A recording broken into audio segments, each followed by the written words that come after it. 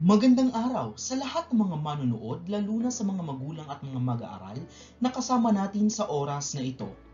Paano nga ba masusukat ang pagkatuto ng aking anak sa panahon na kakaiba ang paraan ng pagkatuto sa panahon ng pandemya? Ano-ano ang mga magiging basihan ng kanyang mga guro sa pagbibigay sa kanya ng marka? Ito na nga ba ang bagong panukala na gagamitin sa susunod pang mga taong panuruan?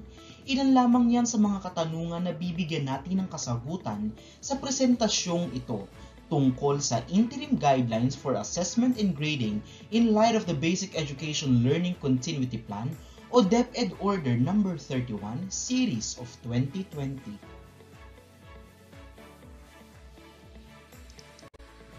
In its commitment to ensure teaching and learning continuity while looking after the health, safety, and well-being of its learners, teachers, and personnel, the Department of Education issued DEPED Order No. 12, Series of 2020 entitled Adoption of the Basic Education Learning Continuity Plan, BELCP, for school year 2020-2021 in light of the COVID-19 pandemic.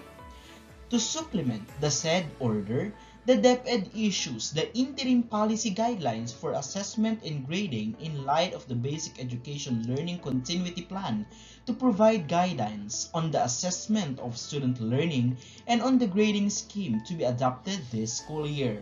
As DEPED pursues learning continuity, it is imperative for schools to take stock of assessment and grading practices that will most meaningfully support learning development and respond to varied contexts at this time. The policy is grounded on the following principles. 1. Assessment should be holistic and authentic in capturing the attainment of the most essential learning competencies. Second, assessment is integral for understanding student learning and development. A variety of assessment strategies is necessary, with formative assessment taking priority to inform teaching and promote growth and mastery. Assessment and feedback should be a shared responsibility among teachers, learners, and their families. And lastly, assessment and grading should have a positive impact on learning.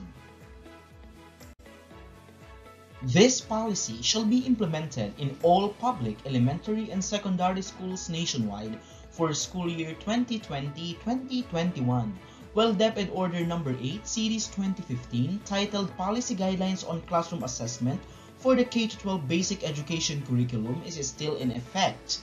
Provisions inconsistent with these new guidelines are suspended for this school year. Therefore, it means that the interim guidelines will just be utilized in the time of pandemic. When situations get better and we go back to the traditional face-to-face teaching learning modality, the old guidelines must be strictly followed. Distance learning poses challenges for teachers and learners in the conduct of assessment, including limitations on giving immediate feedback and the need to account for different contexts in designing, implementing, and grading assessment tasks. To address these challenges, learners, teachers, and parents or guardians have significant roles and responsibilities. For this school year, teachers must give particular focus on designing the assessment to allow for flexibility in multiple modalities, communicating to learners and parents or guardians the design and standards for grading and assessment, setting up mechanisms to monitor and record progress remotely, giving timely, constructive, and relevant feedback, facilitating remediation for learners who need further guidance. How about the roles and responsibilities of learners? Learners are expected to be proactive in updating their teachers of their situation, progress, and challenges encountered. A non-mandatory self-monitoring tool may be accomplished independently or with the assistance of their parent or guardian. If necessary, it is not required to accomplish the self-monitoring tool, but its usage is highly recommended to keep track of learners' academic progress. How about the roles and responsibilities of parents? In this school year's implementation of distance learning modalities, parents and guardians will play a crucial role in guiding their children in adapting to the changes of distance learning progress. Thus, only when necessary, parent or guardians are requested to assist in the assessment process by communicating with the teachers to give updates on their child's situation, progress, and challenges encountered, and guiding their children in accomplishing the assessment tasks and or monitoring tools designed by their teacher. Now, how do we evaluate student learning? To evaluate student learning at particular points in each quarter, summative assessments shall continue in the form of written works and performance tasks. Written work shall be administered to assess essential knowledge and understandings through quizzes and long or unit tests. Items should be distributed across the cognitive process dimensions using a combination of selected response and constructed response formats so that all are adequately covered. Now, performance tasks refer to assessment tasks that allow learners to show what they know and are able to do in diverse ways. They may create or innovate products or do performance-based tasks, including skills demonstrations, group presentations, oral work, multimedia presentations, and research projects. It is important to note that written outputs may also be considered as performance tasks. Moreover, performance tasks must be designed to provide opportunities for learners to apply what they are learning to real-life situations. In addition, teachers should also take into consideration the following. 1. Each task must be accompanied with clear directions and appropriate scoring tools such as checklists, rubrics, rating scale to help learners demonstrate their learning. 2. Teachers are advised to collaboratively design and implement performance tasks that integrate two or more competencies within or across subject areas.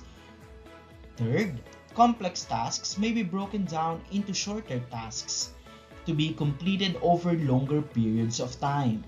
Learners must be given flexibility in the accomplishment of the performance tasks to consider time and resources available to them. Nonetheless, all learners within a class should be assessed on the same competencies using the same scoring tool. Teachers must exercise their professional judgment in carrying out summative assessments, providing enough opportunities for learners to practice and to redo their work whenever necessary, so they can reach their learning targets with the least amount of pressure. Teachers should set realistic expectations and use their professional judgment to find a good balance between what is effective and what is feasible to accomplish remotely. Meanwhile, in communicating the assessment task, teachers must ensure that the following details are explained. First, objectives of the assessment task. Second, roles of learners and parents or guardians. Third, procedure and expected timeline. Fourth, standards and rubrics. The teachers must consult the learners and, when necessary, parents or guardians to allow room for adjustments or flexibilities needed, if any. The collection and recording of evidences of learning is integral for monitoring student learning and development. Listed are some sample strategies for this purpose. 1. Self-monitoring tools. 2. Check-ins of teachers with learner during assessment period. And third, evidence of learning in the student's learning portfolio. This is a sample self-monitoring tool that teachers can use to both record evidences of learning and to give feedback to the learners and their parents. Teachers must consider the needs of the learners and modify this sample tool accordingly. For instance, the portion on parents' feedback may be removed for older learners such as senior high school. Accomplishment of the self-monitoring tool is not mandatory, but this is highly recommended to be accomplished to keep track of the academic progress of learners.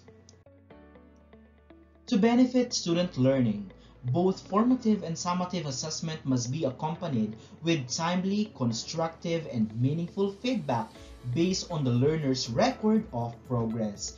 In giving feedback, teachers need to maximize available communication options such as writing feedback on the output, texting feedback via SMS, and using online channels, among others.